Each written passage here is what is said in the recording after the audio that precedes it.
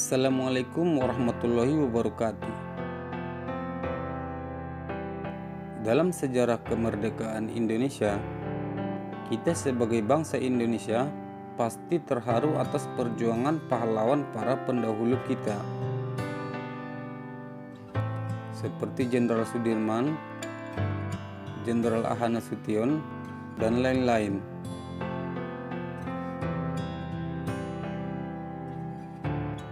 Dalam sejarah memerdekakan Indonesia yang kita cintai ini, para pahlawan ataupun rakyat sipil yang turut membantu mengusir penjajah tidak ada yang membedakan ras dan agama.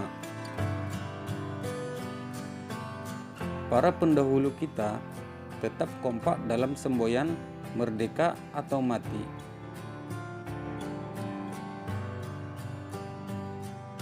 Pada tanggal 17 Agustus 1945, proklamasi dikumandangkan di seluruh penjuru Indonesia. Kami, bangsa Indonesia, dengan ini menyatakan. Namun kita semua tahu, setelah Jepang menyerah pada tahun 1945 dan meninggalkan Republik Indonesia,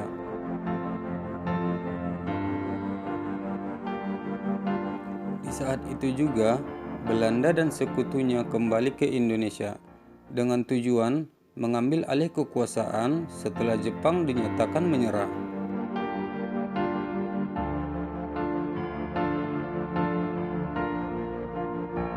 Namun dalam memperjuangkan dan mempertahankan kemerdekaan, tepatnya di Gunung Halu, Jawa Barat, sosok pahlawan atau petarung itu bernama Yotam Marcasan.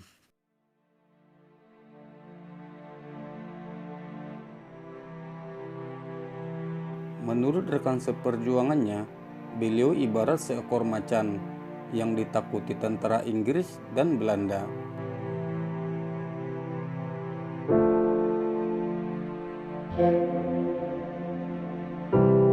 Yotam Marcasan lahir dan besar di Gunung Halu pada tahun 1913.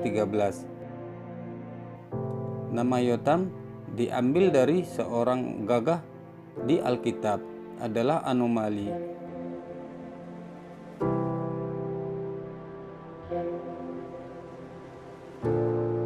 Walaupun Yotam seorang Kristen, tidak menghalanginya untuk ikut bergabung dengan Hizbullah, sebuah milisi yang kala itu berafiliasi kepada Partai Majelis Syuro Muslim Indonesia atau Masyumi. Berawal dari anggota biasa dan diangkat menjadi pimpinan Hizbullah Gunung Halu.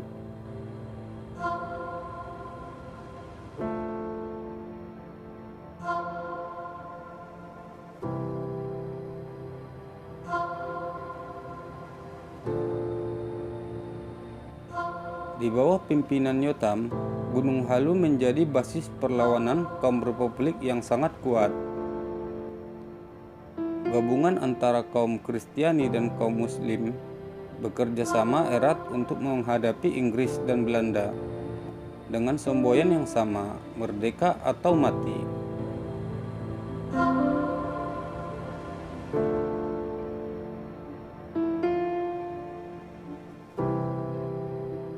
Bahkan menurut catatan peneliti sejarah bernama Wijaya, pada 3 Februari 1946, pendeta Gunung Halu bernama Dani MP ikut menyumbangkan 2 ekor kuda tunggang dan seperangkat mesin tik untuk staf administrasi Hizbullah.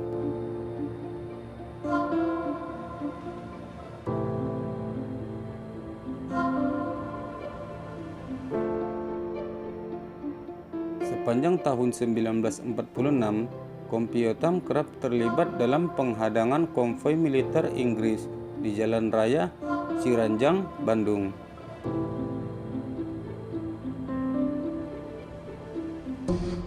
Begitu pula tahun 1947 sampai 1949, mereka sangat aktif melakukan penyerangan terhadap markas Belanda di kota Ciranjang.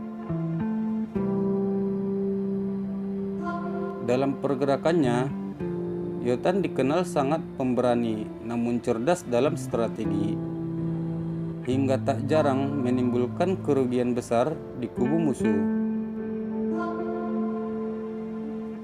Gunung Halu tidak tertaklukkan oleh Belanda dan selalu mengalahkan serangan Belanda dengan cara memanfaatkan situasi medan yang sangat sulit.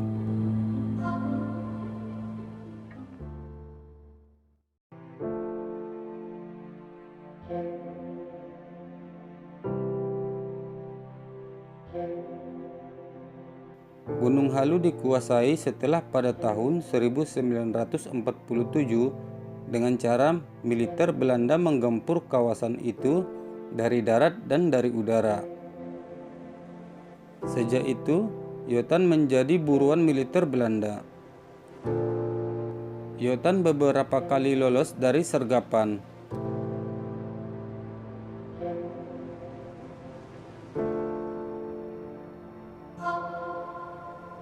Karena ulah seorang yang masih terbilang saudaranya, dan akhirnya Yotan diringkus.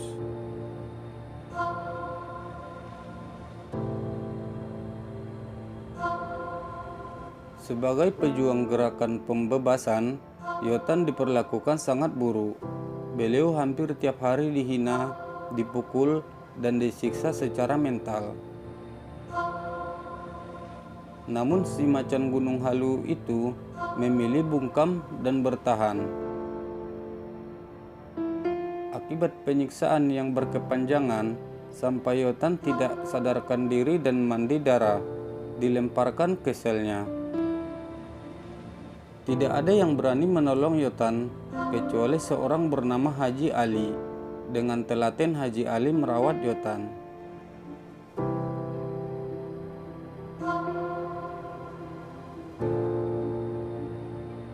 Atas jasa adik iparnya, merupakan seorang perwira Belanda, berhasil mengeluarkan Yotan dari penjara.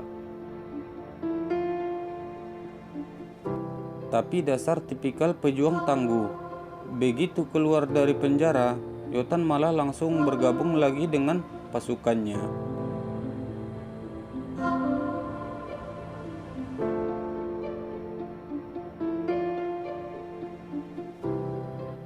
Pasca penyerahan kedaulatan, Yotan memilih menjadi orang sipil. Namun api perjuangan selalu berkobar dalam dirinya. Beliau selalu menekankan kepada anak dan cucunya harus baik-baik memanfaatkan alam kemerdekaan. Menurut Lucy, salah seorang cucu Yotan, setiap tanggal 17 Agustus, Yotan ingin merayakan hari ulang tahun kemerdekaan secara khusus di rumah bersama keluarganya.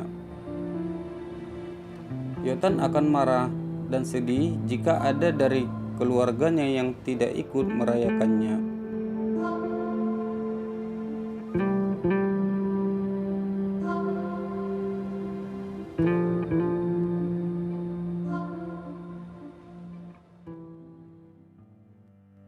Pada tahun 1990, Yotan atau si macan Gunung Halu meninggal dengan tenang. Jasadnya dikebumikan di sebuah dataran tinggi di Gunung Halu. Seolah pertanda, jiwa raganya tak pernah berhenti untuk menjaga dan mencintai tumpah darahnya tercinta yang pernah dibelanya dengan keringat dan air mata.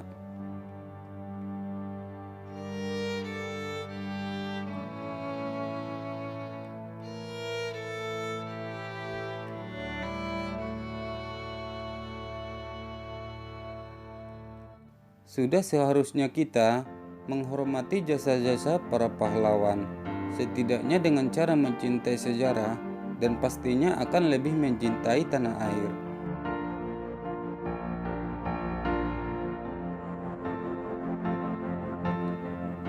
Sumber kisah di atas berdasarkan kisah nyata yang ditulis oleh Hendy Joe. Beliau berdialog langsung dengan keturunan Yotan yang masih hidup hingga dituliskan ke sebuah buku.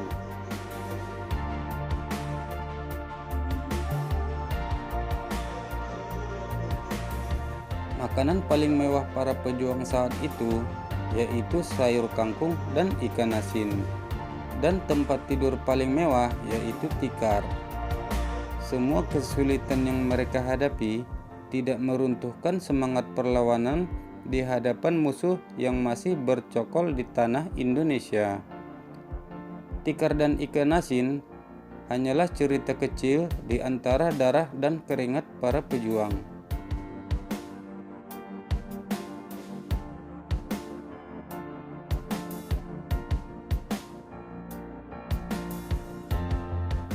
Demikian isi video saya kali ini. Silakan bantu channel ini dengan cara like, komen, dan subscribe. Jika bermanfaat, silakan dibagikan. Assalamualaikum warahmatullahi wabarakatuh.